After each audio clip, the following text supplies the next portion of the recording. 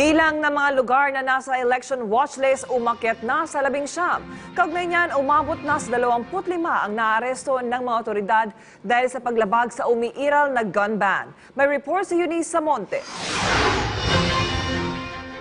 Habang papalapit na ang eleksyon, inilabas na rin ng pambansang pulisya ang mga lugar na itinuturing bilang election hotspots o ang mga pinakatinututukan ngayon dahil sa insidente ng karahasan. Pumalo na sa 19 ang mga binabantayan nilang lugar sa buong bansa kung saan 7 dito ay validated na ng PNP. Kabilang sa mga probinsyang nasa ilalim ng watchlist areas ay ang La Union, Isabela, Batangas, Oriental Mindoro, Masbate, Albay, Zamboanga del Sur, Misamis Oriental, Basilan, Lanao del Sur at Maguindanao.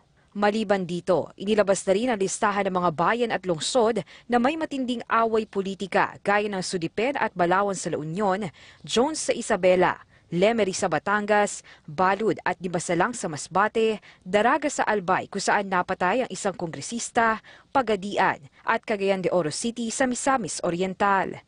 Kabilang rin dito ang Haji Muhammad Ahul, Lantawan at Tipo-Tipo sa Basilan, Marawi City at Sultan Dumalondong sa Lanao del Sur, Mama Sapano, Sharif Agwak, Sharif Sayadona Mustafa at Dato Unsay sa Maguindanao.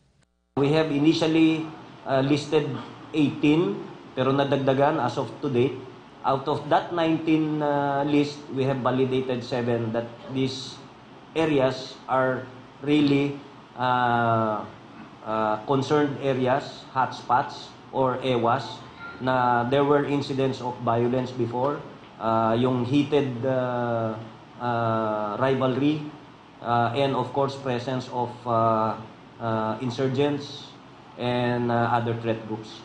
Buong pagmamalaki namang inanunsyo ni Albayalde na naging generally peaceful ang unang araw ng election period na nagsimula nitong Enero 13. Kaugnay nito, nakapaglatag na rin umano ang PNP ng mahigit 4,000 checkpoints sa buong bansa kung saan mayroon ring 25 naaresto dahil sa mga iligal na pagdadala ng mga armas. In Mindanao, we have sent additional of 1 battalion. Maliban pa ito doon sa mga batalyon na nandoon na.